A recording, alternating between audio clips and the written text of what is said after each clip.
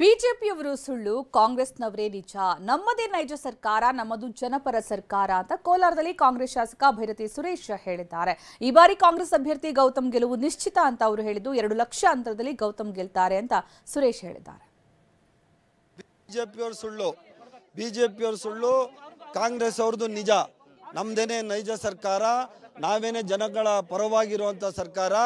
ಒಂದು ವರ್ಷಕ್ಕೆ 65,000 ಕೋಟಿ ರೂಪಾಯಿಗಳನ್ನು ನೇರವಾಗಿ ಜನಗಳಿಗೆ, ಬಡವರಿಗೆ, ಮಧ್ಯಮ ವರ್ಗದವರಿಗೆ ತಲುಪಿಸುವಂಥ ಕೆಲಸ ನಾವು ಮಾಡ್ತಾ ಇದ್ದೀವಿ.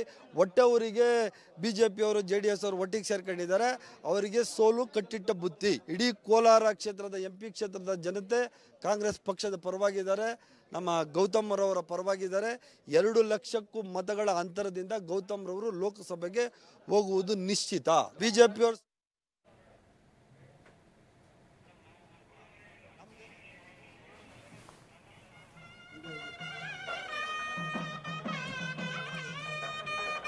ಇವತ್ತು ಪ್ರಜಾಧ್ವನಿ 2.0 ಪ್ರಚಾರದ ಯಾತ್ರೆ ಕುರುಡುಮಲೆ ಗಣೇಶನಿಗೆ ನಮಿಸಿ ಆರಂಭ ಆಗಿರುವಂತಹ ಸಂದರ್ಭ ಇದು. ನಾವೀಗ ಗಮನಿಸ್ತಾ ಇದ್ವಿ. ಪ್ರಚಾರದ ಬಸ್ ಒಂದು ಕಡೆಗೆ, ಕಿಕ್ಕಿರಿದು ಸೇರಿರುವಂತಹ ಕಾರ್ಯಕರ್ತರು ಮತ್ತೊಂದು ಕಡೆಗೆ. ಈ ಬಾರಿ ಕಾಂಗ್ರೆಸ್ ಅಭ್ಯರ್ಥಿ ಗೌತಮ್ ಗೆಲುವು ನಿಶ್ಚಿತ ಅಂತ ಕಾಂಗ್ರೆಸ್ ನಾಯಕರೆಲ್ಲರೂ ಕೂಡ ಈಗಾಗಲೇ ಮಾಧ್ಯಮಕ್ಕೆ ಮಾತನಾಡ್ತಾ ಹೇಳಿದ್ರು. 2 ಲಕ್ಷ ಅಂತರದಲ್ಲಿ ಗೌತಮ್ ಗೆಲ್ತಾರೆ ಅಂತ ಭೈರತಿ ಸುರೇಶ್ ಹೇಳಿದ್ರೆ, ಇತ್ತ ವಿನಯ್ ಕುಮಾರ್ ಸೊರಕೆ ಅವರು ಕೂಡ ಅಷ್ಟೇ, ಬಿಜೆಪಿ 10 ಸ್ಥಾನ ಕೂಡ ಗೆಲ್ಲೋದಿಲ್ಲ ಈ ಬಾರಿ ರಾಜ್ಯದಲ್ಲಿ, ಗುಪ್ತಚರ ದಳವೇ ಈ ಬಗ್ಗೆ ಮಾಹಿತಿ ಕೊಟ್ಟಿದೆ ಅಂತ ಅವರು ಹೇಳ್ತಾ ಇದ್ದಾರೆ.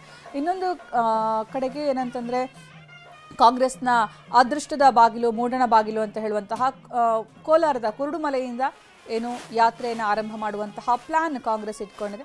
ಕಳೆದ ಬಾರಿ ಕೂಡ ಇದು ಅದೃಷ್ಟ ತಂದಿತ್ತು ಅನ್ನೋದು ಅವರ ಲೆಕ್ಕಾಚಾರ. ಇನ್ನು ಈ ಬಗ್ಗೆ ಹೆಚ್ಚಿನ ಮಾಹಿತಿ ನೀಡಿದ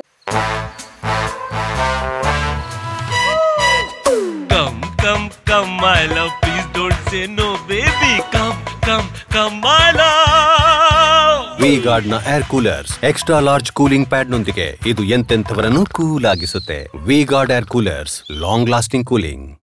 ನಮ್ಮ ಪ್ರತಿನಿಧಿ ಪ್ರಸನ್ನ ಈಗ ನಮ್ಮ ಜೊತೆಗೆ ಕೋಲಾರದ ಕುರುಡುಮಲೆ ಗಣೇಶ ದೇವಸ್ಥಾನದಿಂದ ನಮ್ಮ ಜೊತೆಗೆ ನೇರ ಸಂಪರ್ಕದಲ್ಲಿದ್ದಾರೆ. ಪ್ರಸನ್ನ, ಈಗ ಒಂದು ಕೋಲಾರದಿಂದ ಪ್ರಜಾಧ್ವನಿ 2.0 ಯಾತ್ರೆ ಆರಂಭ ಆಗಿರೋದ್ರ ಹಿಂದೆ ಒಂದಷ್ಟು ನಿರೀಕ್ಷೆಗಳಿದೆ, ಲೆಕ್ಕಾಚಾರ ಇದೆ. ರಾಜಕೀಯವಾಗಿ ತುಂಬಾ ಅದೃಷ್ಟ ತರತ್ತೆ ಕಾಂಗ್ರೆಸ್ಗೆ ಅನ್ನುವಂಥದ್ದು ಒಂದು ಲೆಕ್ಕಾಚಾರ, ಕಳೆದ ಬಾರಿಯ ಚುನಾವಣೆಯ ಒಂದು ದೃಷ್ಟಿಕೋನದಿಂದಲೂ ಕೂಡ ನೋಡಿದ್ರೆ.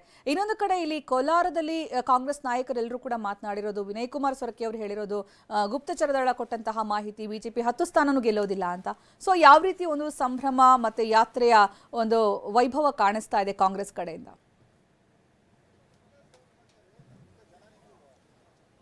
ಸುಕನ್ಯಾ, ಕಳೆದ ವಿಧಾನಸಭಾ ಚುನಾವಣೆಯ ಸಂದರ್ಭದಲ್ಲೂ ಕೂಡ ಕಾಂಗ್ರೆಸ್ ಕೋಲಾರದ ಕುರುಡುಮಲೆ ದೇವಸ್ಥಾನದಿಂದಲೇ ಪ್ರಜಾಧ್ವನಿ ಯಾತ್ರೆಯನ್ನು ಪ್ರಾರಂಭ ಮಾಡಿತು. ಈಗ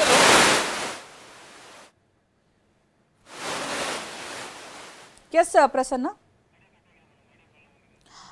ಓಕೆ, ಸಂಪರ್ಕ ಕಡಿತಗೊಂಡಿದೆ, ಮತ್ತೆ ಅವರಿಂದ ಮಾಹಿತಿಯನ್ನು ಪಡಿತೀವಿ. ಏನಂದರೆ, ಇಲ್ಲಿ ಕುರುಡುಮಲೆ ಗಣೇಶನಿಗೆ ನಮಿಸಿ ಅಲ್ಲಿಂದ ಪ್ರಚಾರ ಕಾರ್ಯ ಆರಂಭ ಮಾಡಿದ್ರೆ ಅದು ಅದೃಷ್ಟ ತರತ್ತೆ ಅನ್ನುವಂಥದ್ದು ಲೆಕ್ಕಾಚಾರ, ಕಾಂಗ್ರೆಸ್ನ ಲೆಕ್ಕಾಚಾರ. ಹೀಗಾಗಿ ಇಲ್ಲಿಂದನೇ ಈಗ ಪ್ರಚಾರ ಕಾರ್ಯ ಆರಂಭ ಮಾಡಲಾಗಿದೆ. CM DCM ಎಲ್ಲರೂ ಕೂಡ ಭಾಗಿಯಾಗಿದ್ದಾರೆ.